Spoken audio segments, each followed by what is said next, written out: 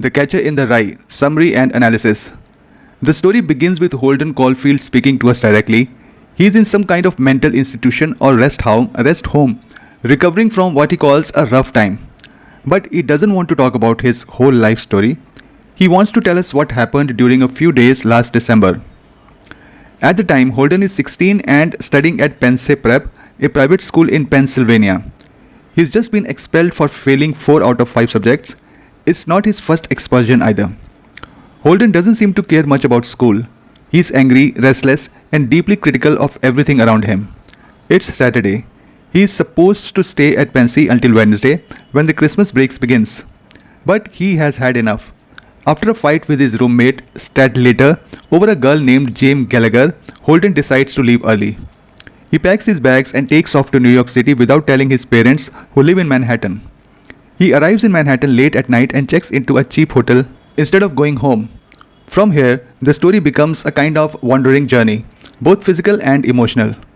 In the hotel, Holden looks out his window and sees people doing strange things in other rooms. He calls a woman for sex, but then gets nervous and hangs up. Later, he hires a young prostitute named Sunny, not because he wants sex, but because he is lonely. When she arrives, Holden changes his mind. He just wants to talk. But the situation turns ugly. Her pink Morris comes up later and punches him when Holden refuses to pay the full amount. The next day, Holden goes out around the city. He visits a nightclub but doesn't enjoy himself. He keeps running into people who seem fake to him. Phony is his favorite word. He goes to the Museum of Natural History, where he feels comforted by how nothing ever changes inside it. He thinks a lot about his younger brother, Ali, who died of leukemia a few years earlier. He still talks to Ali in his mind, but it's clear how much he misses him. Holden also keeps thinking about Jane Gallagher. We never meet her in the book, but Holden remembers her as kind and genuine, someone who kept her kings in the back row when they played checkers. That detail means a lot to him. He wants to call her, see her, reconnect, but he never does. He meets an old friend, Sally Hayes, and they go to see a play together. During their date, Holden suddenly suggests they run away together and live in the woods. Sally is shocked and annoyed. She calls him crazy. The date ends badly. As his time in the city drags on, Holden gets more and more exhausted. He barely eats, he doesn't sleep much, he keeps walking, thinking, talking to himself. He tries to reach out to old teachers and friends, but ends up feeling more alone. He visits a former teacher, Mr. Antolini, who shows concern and offers advice. Mr. Antolini warns Holden that he is heading for a terrible fall, not just flunking out of school, but a fall in life. Holden listens, sort of, but then he wakes up in the middle of the night and finds Mr. Antolini stroking his head in a way that disturbs him. He leaves the apartment in a hurry, confused and shaken. Holden spends his last night in the city wandering around. He feels like he is disappearing every time he steps off a curb. He whispers to his dead brother, "Don't let me disappear." At one point, he considers hitchhiking out west and pretending to be a deaf mute so he never has to talk to anyone again. But before he can run away, he decides to visit his little sister, Phoebe. He sneaks into his family's apartment while their parents are out. He wakes Phoebe up and she is thrilled to see him. But when he tells her that he got kicked out of school again, she gets upset. She's smarter than most adults in the book. She sees through his excuses. She asks what he wants to do with his life. That's when Holden shares his fantasy. He says he wants to be the catcher in the rye. He imagines a field of children playing near the edge of a cliff, and he's the only one standing there, catching them before they fall. He wants to save kids from falling, from losing their innocence, from growing up into the phony adult world. The next day, Holden goes to meet Phoebe again. She shows up at the museum with a suitcase, saying she wants to come with him. But he tells her she can't. She cries and refuses to speak to him. To cheer her up, Holden takes her to the zoo and buys her a ticket for the carousel. She rides around in circles while he watches. It starts raining, but Holden doesn't move. He just sits on a bench and cries. That's where the story ends. Not with a big lesson, not with Holden fixed or cured, but with a moment of peace. In the final lines, Holden says he misses everyone he's talked about, even the ones he didn't like, and then he says something strange. Don't ever tell anybody anything. If you do, you start missing everybody. He doesn't say what happens next. He just mentions that he's supposed to go home and attend a new school in the fall. Whether he will or not, we never know. The story is over. What's the ending of The Catcher in the Rye about? In The Catcher in the Rye, if you're looking for closure or even just a sense of now I know what this was all about, you don't get it. There is no triumphant arc, no lesson tied up with a bow, no major event that redeems Holden or transforms him into a better version of himself. Instead, the book drifts to an end just like it drifted through the middle. Holden doesn't grow up. He doesn't change in any obvious way. He doesn't even fully explain what went wrong. He simply tells his story, then pulls back and says, I could probably go home next week. I'm supposed to go to a new school in September and all, but I don't know, I really don't. And that's it. He doesn't tell us what happens to Phoebe. He doesn't go back to see Jane. He doesn't reconcile with anyone. He doesn't even say whether he is doing better now. All you get is silence and a sentence about how you start missing people when you talk about them. That lack of closure is not lazy writing, it's deliberate. At least that's what people who teach the book say. Although after reading it, I felt quite dissatisfied. Anyway, this is what many scholars say. Salinger isn't telling a story about overcoming something, he's showing you what it feels like to be stuck. Holden is caught between childhood and adulthood, between grief and recovery, between anger and longing, and there is no clear way out. He wants someone to save him, he wants to save others, he wants life to stop asking so much of him, but it doesn't. So instead of resolution, Salinger gives us what breakdown really feels like. Unfinished, circular, foggy. That's why so many people either love or hate the book. Because some stories are built to answer questions, but The Catcher in the Rye was built to sit with them. Not to fix them, not to tie them up, just to say, this is how it feels when you don't know who you are and the world won't wait for you to figure it out.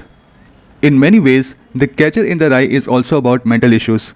There are no diagnoses, no therapy sessions, no clinical labels, but the signs are everywhere. Holden is not just an angsty teenager, he is a young person in emotional crisis. Here is what we see. He talks to his dead brother Ellie as if he is still alive. That's not just grief, that's unresolved trauma. He constantly says he is depressed.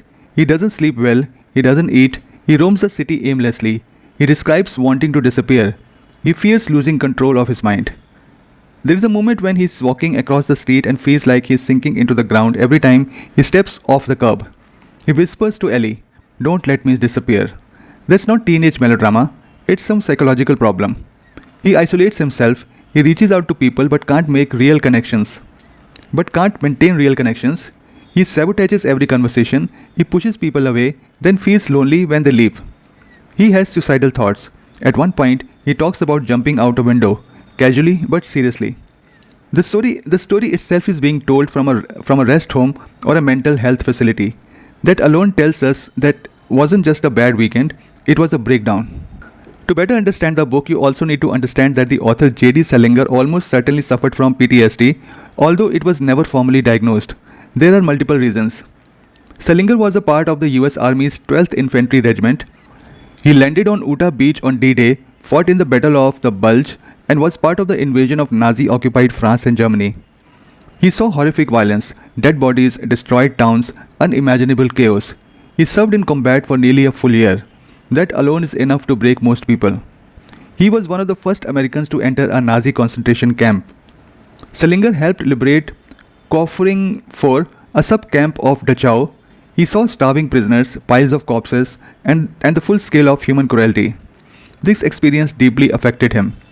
After the war, he was hospitalized for what was then called a combat stress reaction. He spent time in a military hospital in Nuremberg, Germany. Today, we would almost certainly call that PTSD. He reportedly carried 6 chapters of The Catcher in the Rye in his backpack while fighting. That's how personal and probably therapeutic the writing process was for him. His later life shows signs of psychological trauma. After the war, Salinger became increasingly withdrawn. He refused interviews, he moved to a remote house in New Hampshire. He avoided fame, press, and even friends. He turned towards Zen Buddhism and Vedanta philosophy, possibly seeking inner peace or escape from emotional suffering.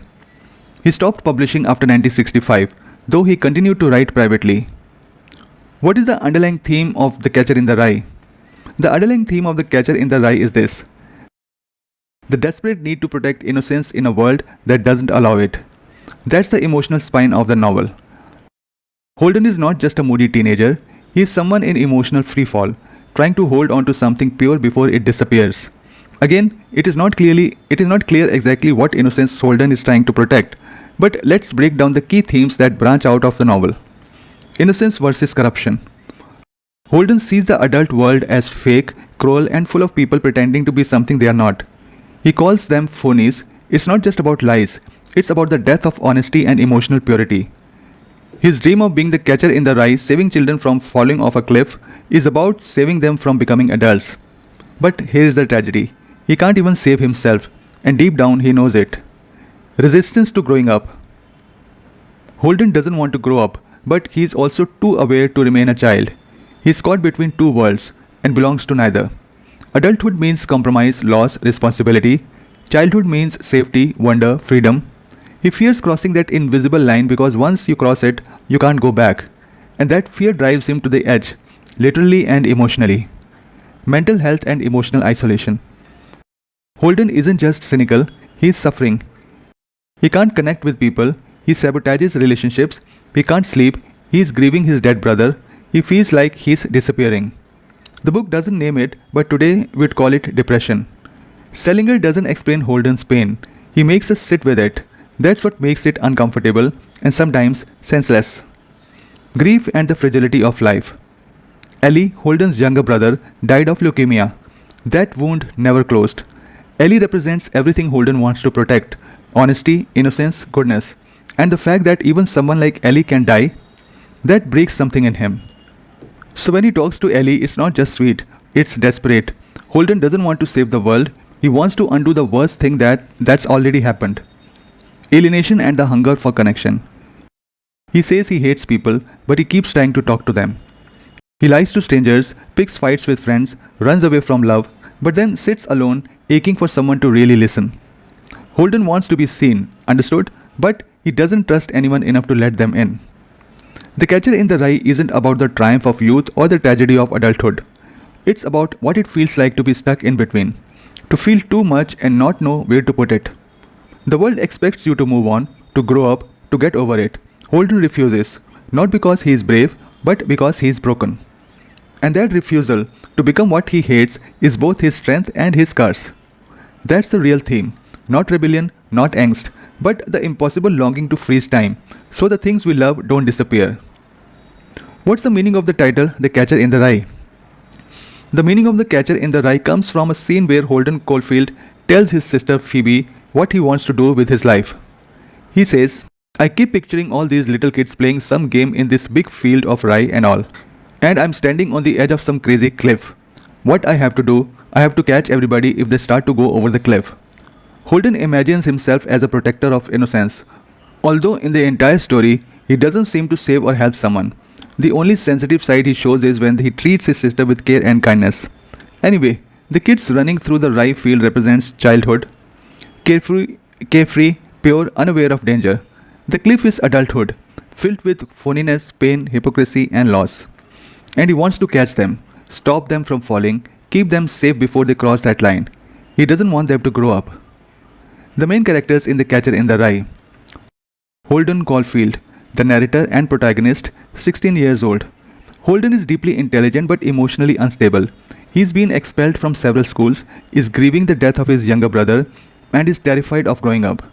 The entire book is told from his point of view, rambling, raw, sarcastic, and vulnerable. He both hates the world and craves its kindness. Phoebe Caulfield, Holden's 10-year-old sister. Smart, funny, perspective. She's the one person Holden loves unconditionally. She doesn't talk down to him, she challenges him. When she appears late in the book, it's like a moment of light in the middle of Holden's emotional storm.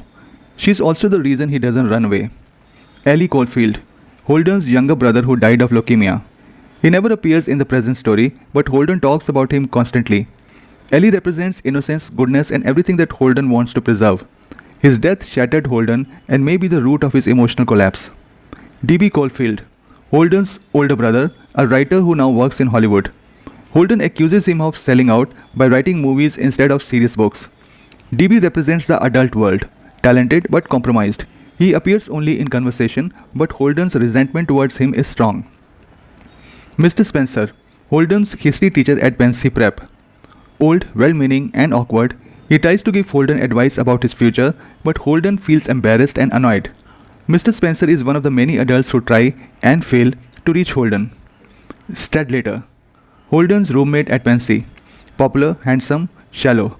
He dates Jane Gallagher, someone Holden cares about deeply, which triggers Holden's jealousy and rage. Stradlater represents a kind of fake confidence that Holden can't stand. Ackley, Holden's dome neighbor at Pencey. Socially awkward, nosy, and unhygienic, Holden is irritated by him, but also weirdly drawn to him when he feels lonely. Ackley is annoying, but real, and maybe that's why Holden puts up with him. Jane Gallagher, Holden's childhood friend and major emotional anchor. We never meet her, but Holden keeps thinking about her. They played checkers, she used to keep her kings in the back row. That detail alone tells us how much she matters to him. He wants to call her many times, but never does. Sally Hayes, a girl Holden used to date. He meets her in New York and impulsively asks her to run away with him. She refuses. Holden calls her phony, but she is not cruel, just conventional. Their failed date shows how out of sync Holden is with the rest of the world. Mr. Antolini, Holden's former English teacher. One of the few adults who seem to genuinely care. He gives Holden good advice, warning him about the fall he is heading toward, but then he touches Holden's head while he is asleep, in a way Holden finds unsettling. Sunny, a young prostitute Holden hires in his hotel room. But when she arrives, he panics. He just wants someone to talk to. The interaction is awkward and sad. She represents how Holden can't even navigate the adult world he's trying so hard to understand. Morris, the pimp elevator guy who arranges for Sunny to visit Holden. Later he punches Holden in the stomach when Holden refuses to pay the extra money. Morris is rough, dishonest, and a reminder of how dangerous the adult world can be. Some important questions about the catcher in the rye. Why does Holden idolize childhood so much? Does he truly understand what he is doing, or is he projecting his own fears about adulthood? Holden romanticizes childhood because he believes it represents purity and honesty, qualities he doesn't see in adults. But his vision of childhood is an illusion. He is projecting his grief over Ellie and his fear of growing up onto this idealized state. Childhood isn't as safe as he wants to believe. It's just a place where he felt loved and unbroken. His fixation on it keeps him from moving forward. Holden constantly seeks connection but also pushes people away. Is he afraid of intimacy, or does he simply not know how to relate to others? Holden wants desperately to connect with people, but the thought of true intimacy terrifies him. He fears being hurt, misunderstood, or abandoned, like he was by Ellie's death and by the coldness of the adult world. So he sabotages relationships before they get too close. It's not that he doesn't care, it's that caring feels dangerous. This push and pull pattern defines much of his loneliness. Why does Holden lie so often, even when there is no reason to? What does this reveal about his character? Holden lies constantly, often about small and unnecessary things, because lying gives him control in a world where he feels powerless. It's easier to invent stories than to face the discomfort of real connections. Lying also acts as a shield. It protects him from rejection and keeps others at a distance. Ironically, though he despises phonies, his lies reveal how much he struggles with honesty, especially with himself. Is Holden a reliable narrator? Why or why not? Holden is not a reliable narrator in the traditional sense. He admits to lying, changes his opinions frequently, and often lets his emotions cloud the facts. However, he is emotionally honest. Even when he contradicts himself, his unreliability doesn't come from a desire to deceive, but from confusion, pain, and a lack of self-awareness. We don't always trust what he says, but we believe how he feels. How does Holden's use of the word phony reveal his value and contradictions? Holden constantly calls people phonies, meaning fake, insincere, or overly concerned with appearances. This shows his desire for authenticity, but also his tendency to judge others harshly. Ironically, he often lies and contradicts himself, which makes him just as phony at times. The word reflects both his frustration with the world and his own internal confusion. He craves truth, but he is not ready to face it in himself. What role does death, particularly Ellie's death, play in Holden's emotional breakdown? Ellie's death is a turning point in Holden's life. He was Holden's younger brother, and his early death shattered Holden's sense of safety. Throughout the book, Holden talks to Ellie in his head, almost as if he is still alive. His unresolved grief surfaces in moments of panic, depression, and rage. Ellie represents the innocence Holden cannot protect, and the guilt he cannot let go. What is the significance of the carousal scene with Phoebe at the end? Why is it one of the rare moments when Holden feels calm? The carousal scene is a moment of quiet acceptance. Holden watches Phoebe reach for the gold ring, knowing she might fall, but he doesn't stop her. For the first time, he understands he can't protect children from life's risks. He simply lets her ride and enjoys watching her happiness. It's a subtle shift. He's still hurting, but he's beginning to accept that growing up is inevitable. What does the museum represent for Holden? Why does he feel comforted by the idea that nothing in it ever changes? The museum symbolizes permanence. Holden loves that everything inside it stays exactly the same, even as the visitors grow older and change. In a life that feels unstable and uncertain, the museum offers a fantasy of safety and predictability. But the fact that he keeps leaving it shows he can't live in that frozen world, no matter how much he wishes he could. This is where the important questions end. Now, why would you read The Catcher in the Rye? The book may be difficult to read. I read it decades ago. Presently, I did some research for this video. But frankly, if someone had asked me to read it now, I don't think I have the patience to read it. I would have abandoned it after a few pages. Anyway, here are a few reasons why you may read it. It shows what alienation really feels like. Holden isn't a rebel with a cause. He is not noble. He is not even likable half the time. But he is real. I mean, if somehow you have read A House of Mr. Biswas, you can certainly read The Catcher in the Rye. If you have ever felt disconnected, like the world is too loud, too fake, too fast, you will hear something familiar in his voice. He says what most people bury. The parts of you that feel lost, tired, or suspicious of growing up, he drags them into the open.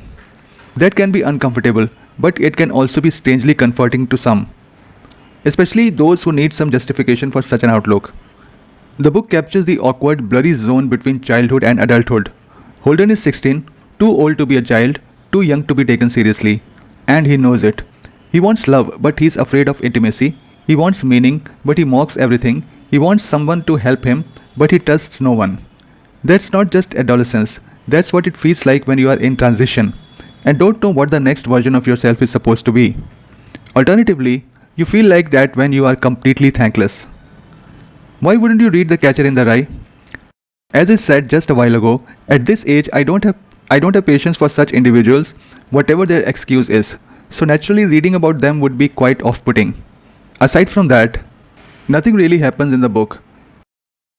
If you like stories with a plot, rising action, climax resolution, this book might frustrate you. There is no major event, no twist, no goal, just Holden walking around New York, lying to strangers, constantly being negative, thinking about childhood, and slowly unraveling. It's a mood, not a journey.